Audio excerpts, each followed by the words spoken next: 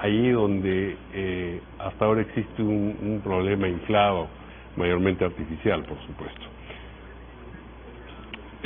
Muy bien, esta semana, el sábado en realidad, el militante de Acción Popular y expresidente candidato a la presidencia de Acción Popular, Alfredo Barnechea, presentó su candidatura oficialmente.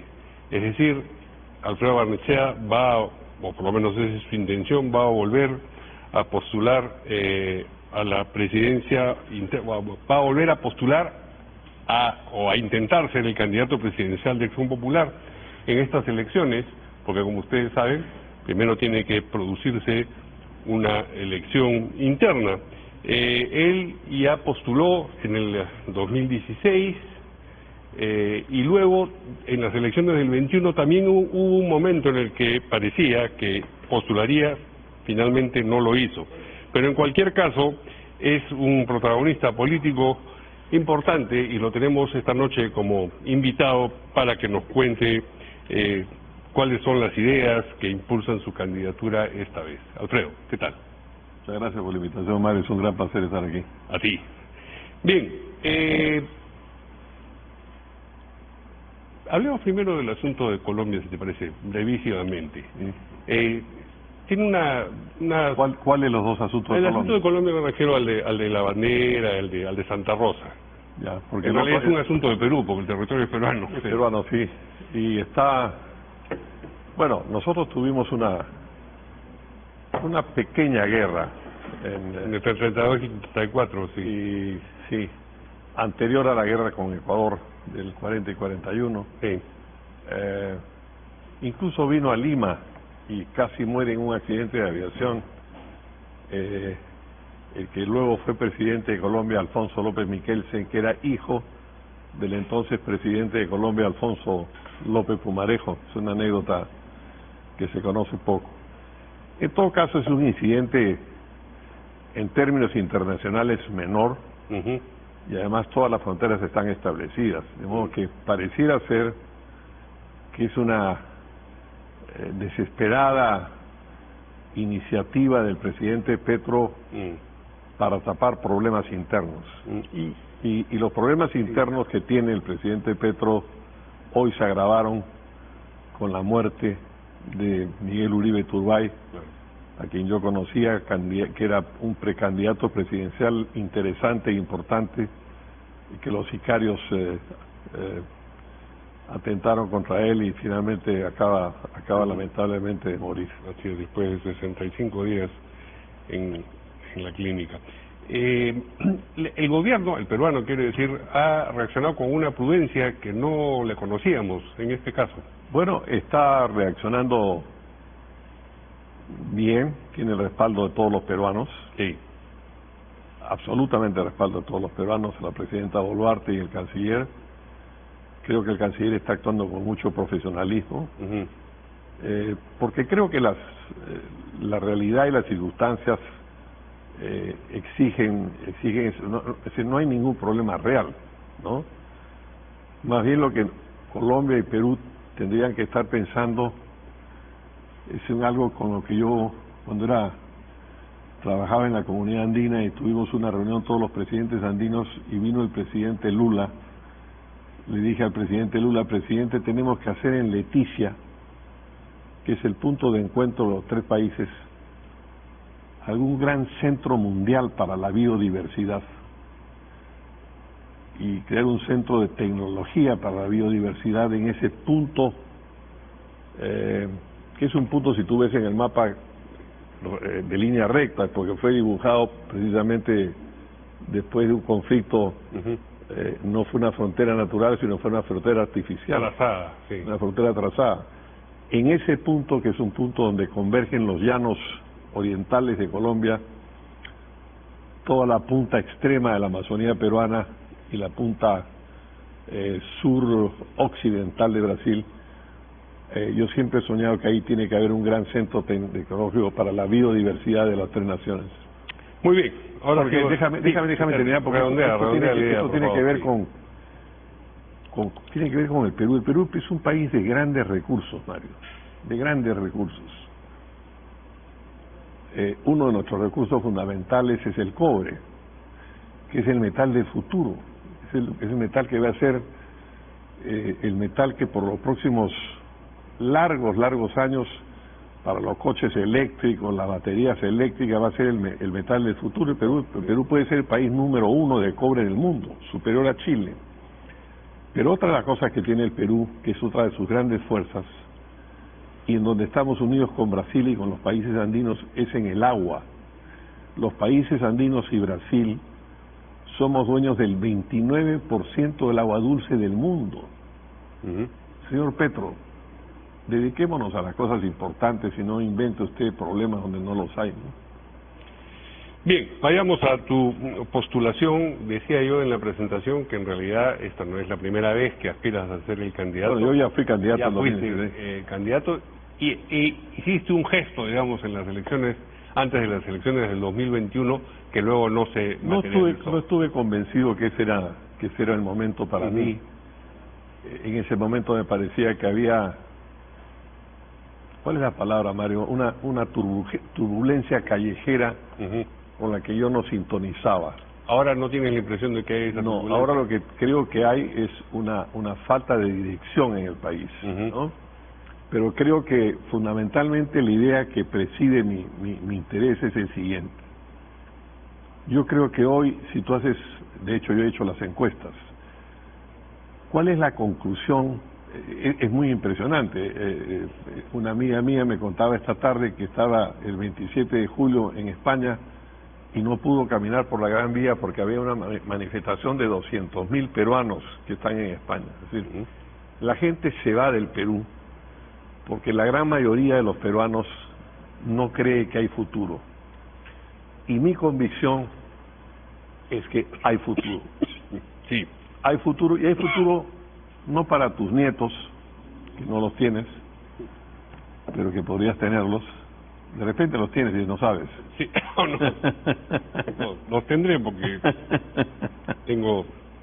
Todavía tienes tiempo. Sí, no solamente eso, sino que tengo hijos en la práctica, digamos, que no son hijos yo sé. biológicos. Sino y entonces, pero a donde voy es bromas aparte.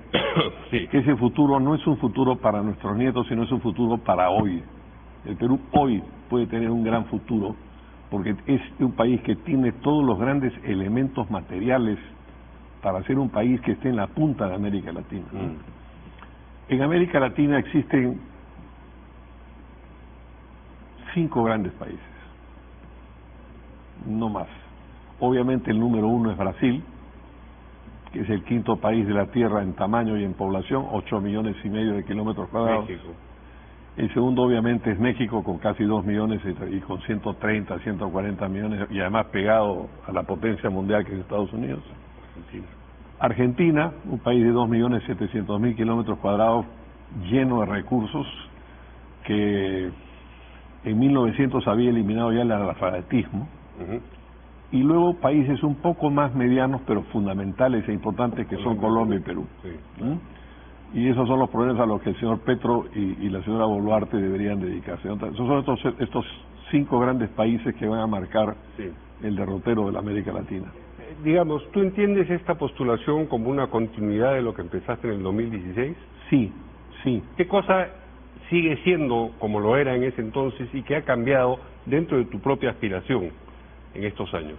Bueno, yo he estado un poco retirado de las cámaras, por decirlo así, pero he estado escuchando mucho a la gente, porque creo que una cosa fundamental que no es frecuente es que los gobiernos tienen que hacer muchas cosas, ¿no? Tienen primero que planificar, tienen que trabajar, pero también tienen que escuchar para defender a los ciudadanos. Yo he estado todos estos años viajando y tratando de escuchar a quienes construyen el Perú, ¿no? A los mineros artesanales, a los maestros, a los jóvenes emprendedores, y yo creo esencialmente que los propósitos son más o menos los mismos. Entre ellos yo voy a recoger mi propuesta fundamental de la elección del 2016, que fue el gas.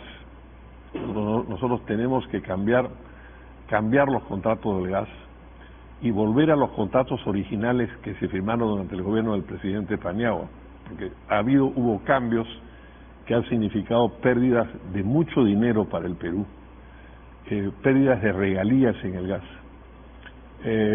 Pero esencialmente el gran propósito sigue siendo el mismo, es cómo creamos un estado del bienestar. Yo sé que esta es una discusión que tú, que eres un liberal, vas quizá a cuestionar mi punto de vista, pero hoy ya no hay izquierda ni derecha en el mundo. O sea, tú dices qué cosa es la izquierda y qué es la derecha. La izquierda es Xi Jinping, que es un autócrata chino que se está eternizándose en el poder igual que Mao Zedong. Izquierda es Putin, que es un cleptócrata. Derecha es Milei. O sea, ¿qué cosa? Esos ya no son los grandes temas. Los grandes temas siguen siendo, sin embargo, los temas del estado del bienestar. Que el Estado pueda hacer las cosas fundamentales para los cuales fue creado. Los Estados se crearon para cosas muy sencillas. La primera condición para la que se creó un Estado es para defender a los ciudadanos de la seguridad de los vecinos.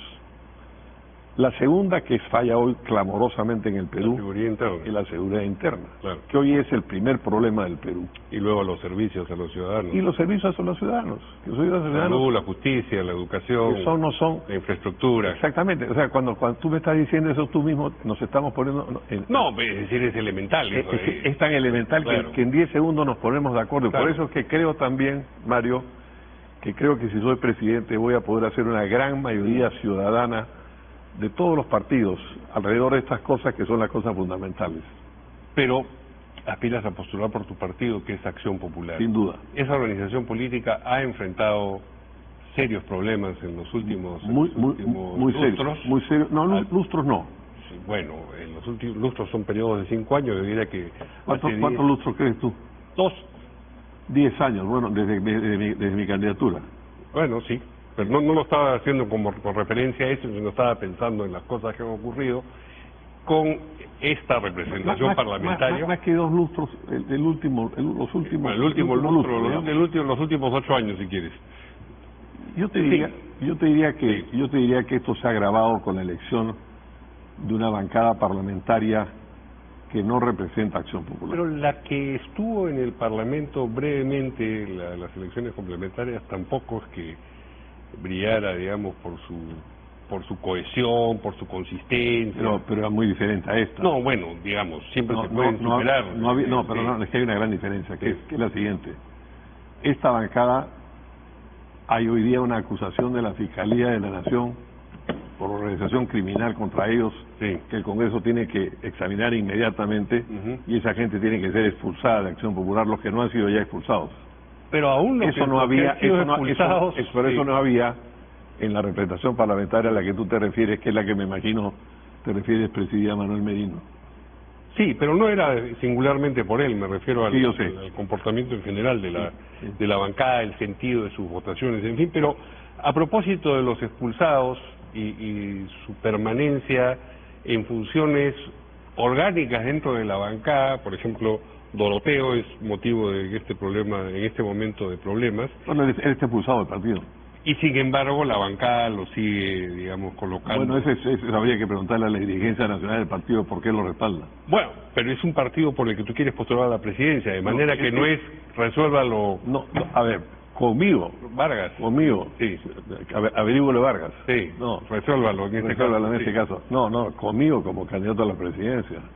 Sí. La gente no tiene ningún sitio en Acción Popular. No va a ser ninguno candidato a nada. Ok, pero entonces la organización por la que aspiras a postular tiene problemas porque elige candidatos como esos. Sí, Mario, pero es más complicado que Acción Popular. Es el sistema político peruano de ese Vizcarra, que es el gran responsable, yo diría, de la degeneración. Te voy a tocar un tema que no tiene directamente que ver con esto, pero al mismo tiene que ver.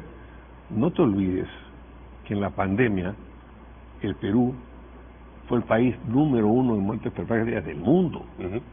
Fue el peor país manejado en el mundo. Y hubo una corrupción en torno a todo lo que fue la salud para la pandemia.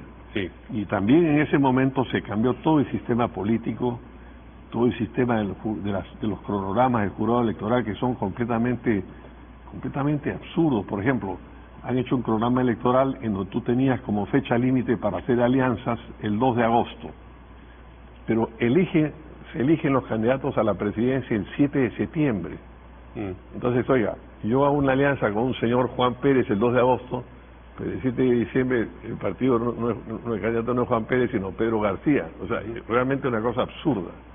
Entonces, no es solamente Acción Popular, todo el sistema político está muy degradado, está... Ya, pero cada candidato tiene que hacerse cargo de la organización por supuesto. Claro, por eso. Entonces, yo no mal de muchos no vamos a llegar lejos. No, sin duda, sí. pero sí te da una idea de que es un problema, y es a donde quiere ir mi respuesta, sí, que requiere una solución de más largo plazo. La solución acabo de terminar de leer un libro muy fascinante que te recomiendo, que son las memorias de la canciller Angela Merkel. Es una mujer que yo admiro mucho, fue canciller de Alemania 16 años. Es muy bonito el libro porque el libro cubre 70 años de vida y dice, bueno, los primeros 35 años de mi vida pasaron en un país que ya no existe, que era un país comunista, y los otros 35 pasaron en la República Federal Alemana. Y de las primeras palabras de las memorias de Angela Merkel dice lo siguiente: la tarea principal de la política es crear mayorías. Y el sistema político peruano, más allá de los problemas en Acción Popular o en los otros partidos, el problema que tenemos en el Perú es que si tú tienes 41 partidos inscritos, 17 por inscribirse, es imposible formar mayorías, y al no formar mayorías es muy difícil gobernar. Entonces yo creo que es fundamental, y es con lo cual conectamos con la pregunta inicial que tú hacías, conversábamos inicialmente. Hay que crear una gran mayoría nacional por encima de los partidos, llamando a todos los representantes de los grandes sectores sociales que no están agrupados en los partidos. La mayoría de los peruanos no están agrupados en partidos, los partidos no los representan, ¿no? ¿Tú crees que Acción Popular debería llevar invitados en su lista universal? Sin duda ninguna. No es una idea que comparten muchos. No, yo te diría que yo estoy en minoría, pero si yo soy candidato, van a haber invitados, y van a haber invitados de los grandes sectores sociales que son la realidad viva de este país. Por ejemplo, maestros, por ejemplo, mineros artesanales, por ejemplo, miembros de la familia policial. La familia policial es fundamental, y ahí te quiero tocar un tema. Pero, perdón, discúlpeme que te interrumpa. Digamos, cuando la gente aspira al Congreso, está declarando que tiene aptitudes para legislar. Y no necesariamente... Esa es la teoría. Sí, bueno, es el terreno en el que nos podemos mover en este momento. Entonces, claro, uno dice, para ser representativo debe haber un poco de esto, un poco del otro, de estas grandes mayorías, pero no necesariamente esas personas, como tampoco no necesariamente un abogado o un arquitecto, están facultados para legislar. ¿No debería ser más bien esta última la característica que prime a la hora de decir, bueno, vamos a armar una... Bueno, a ver, me haces una pregunta fundamental para mí. Yo en este momento estoy pensando cuál va a ser la lista que yo voy a presentar a las elecciones internas de Acción Popular, porque otra de las cosas que Acción Popular... La lista, la plancha, digamos.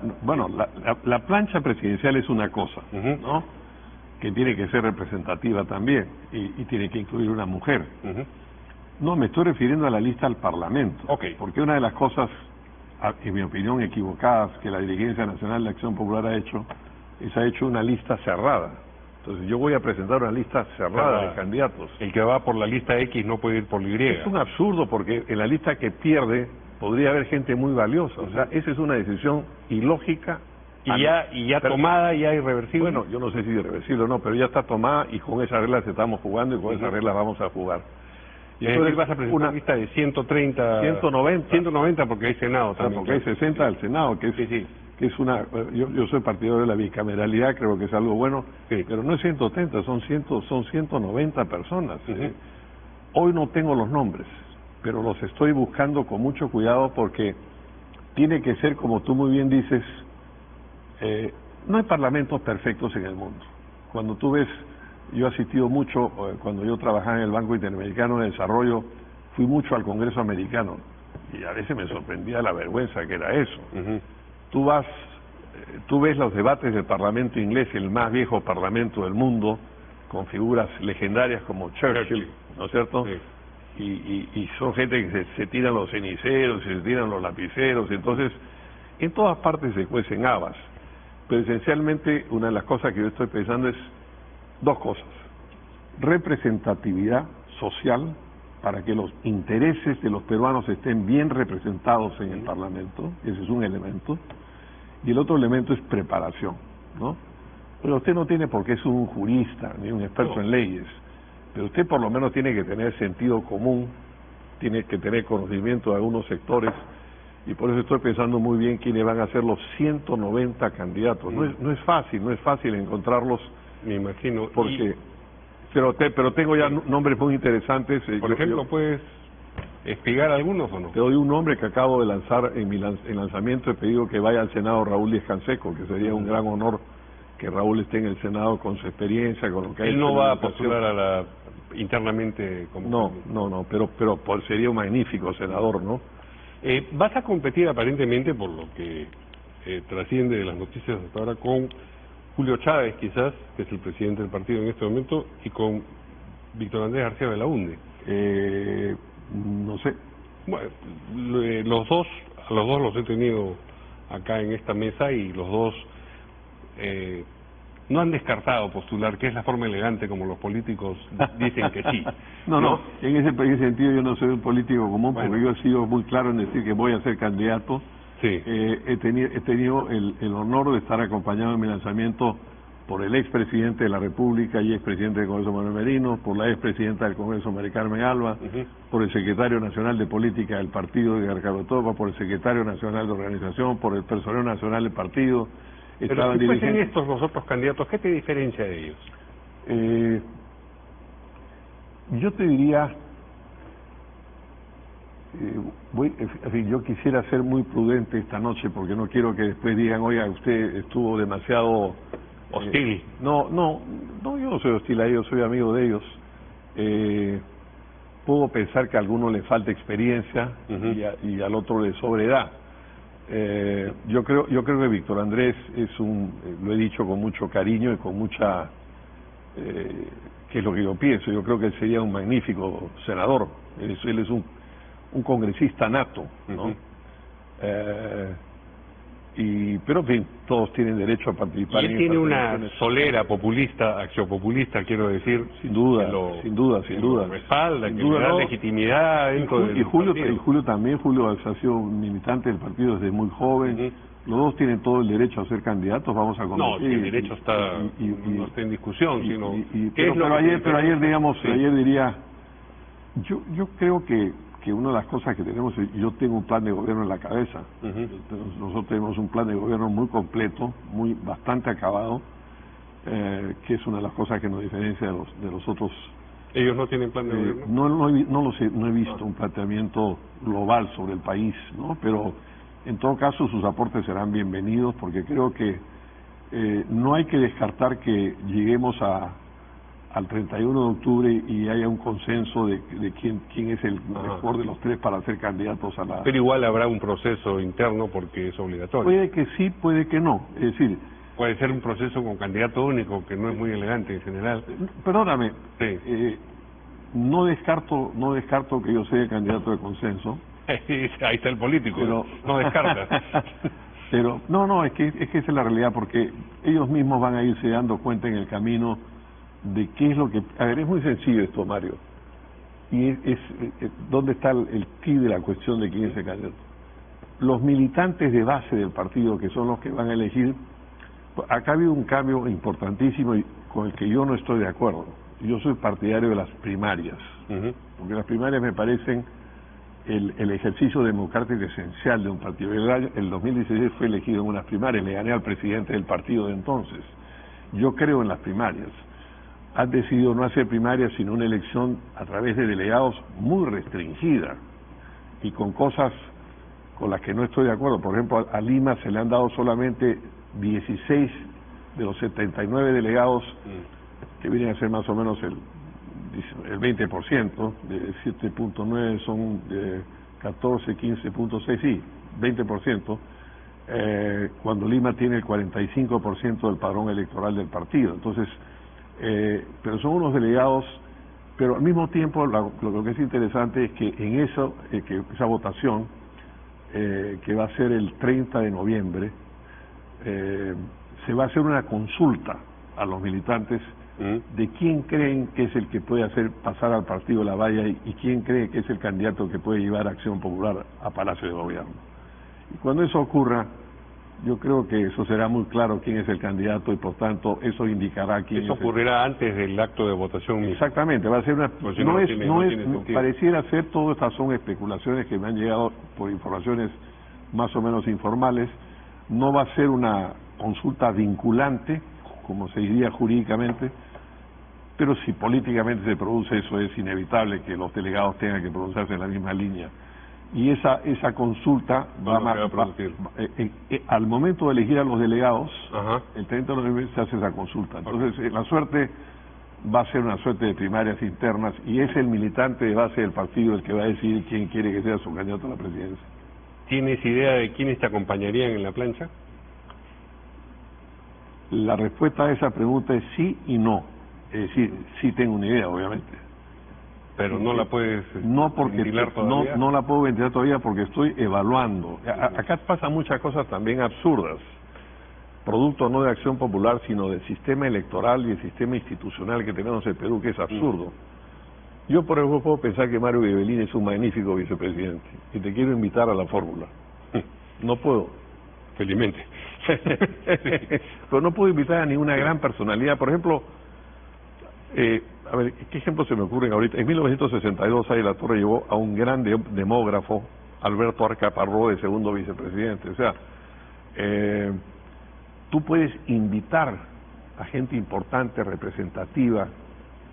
Yo tengo, por ejemplo, en la cabeza a un hombre que sería un gran vicepresidente, que es uno de los grandes científicos peruanos, Carlos Bustamante, quizá uno de los grandes científicos del mundo, que es peruano, que está de profesor en California y dirige un laboratorio de biomedicina a nivel mundial, ¿no?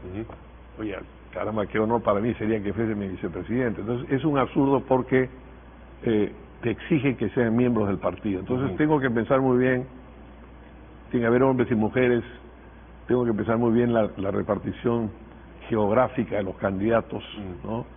Yo siempre me inclino a que en mi fórmula hay alguien del Cusco, porque creo que el Cusco es al fin y al cabo la capital espiritual del Perú, ¿no? Pero en fin, estoy dándole vueltas al tema. Antes de que, bueno, ya vamos a tener que terminar, pero dos cosas me quedan en el tintero. Hablábamos de la relación. No me ha dejado dar ninguna de las propuestas, pero será para otro momento. Esto, la subsiguiente pregunta que te voy a hacer vos tiene que ver con eventuales propuestas, pero ¿qué te parece que Julio Chávez haya dicho que se desentiende de la bancada de Acción Popular, que deja de lado la... Bueno, lo acaba de decir hace 2 días. Sí. Pero lamentablemente a todo lo largo de este tiempo él participó, por ejemplo, personalmente estuvo presente en la elección de los miembros para elegir a la directiva. Yo no hubiera aceptado, yo no quería que Acción Popular formara parte de la mesa directiva del Congreso, y tú no puedes tener, voy a dar nombres concretos, por favor, tú no puedes tener a un congresista enjuiciado por la Fiscalía de la Nación, y que ese congresista sea presidente de la Comisión de Fiscalización del Congreso. Oiga, y tú no puedes tener a un miembro representando en Acción Popular, a un miembro de Acción Popular en la mesa directiva que está también metido en esta fiscalía, que tiene que ir a una acusación constitucional en el Congreso. Yo soy el contrario, que formara parte, porque la mesa directiva del Congreso es un contubernio contrahecho entre el fujimorismo, el partido de Acuña, el bloque magisterial, 3 partidos que no tienen nada que ver entre sí, que están manejando el Congreso del país, no hacen ninguna ley fundamental sobre el país. Acción Popular no tiene nada que ver con eso, y en esas elecciones participó Chávez. Ahora hace 2 días se ha dicho que no tiene nada que ver con lo que haga. Bueno, bienvenido, porque en ese se ha puesto en la misma posición que yo. Bien, 2 asuntos que tienen que ver con el programa de gobierno que dices tienes en la cabeza. Te ruego que lo respondas esta vez 30 segundos. Cablegráficamente, a pesar de que son asuntos espinosos, pero ¿tienes una idea de qué cosa harías en un gobierno encabezado por ti con Petroperú? Y segundo, con la legislación laboral, ¿la dejarías como está? A ver, no son respuestas... Pero yo sé. Te lo voy a explicar muy rápidamente. Sí, por favor. Yo soy partidario de una cooperación entre el Estado y la empresa privada. O sea, yo creo en la empresa privada. Si tuviese que resumirte en una frase, mi posición, mi sentimiento es la mayor empresa privada posible y el mayor Estado necesario. Son dos cosas distintas. Todo lo que puede hacer la empresa privada, el Estado no debería intervenir. Esa es mi posición. Y por tanto, en eso yo estoy muy de acuerdo con el pensamiento liberal.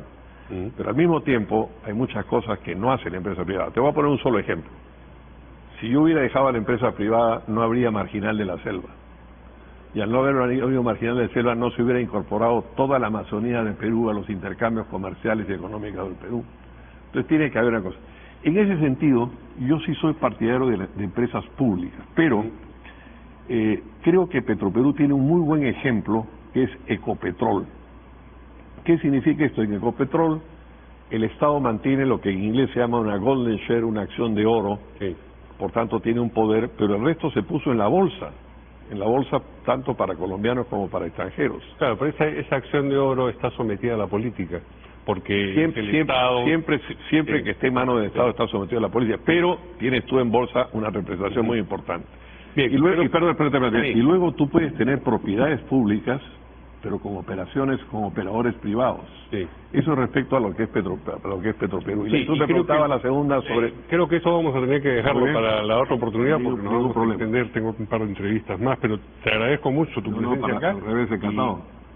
Para el próximo mes comprometámonos a otra entrevista donde nos dedicamos fundamentalmente a los planes de gobierno. A los planes de gobierno, salvo que haya circunstancias políticas que nos obliguen a abordarlas también. Muchas gracias. Gracias, Mario. A Alfredo Barnechea, precandidato presidencial de Acción Popular.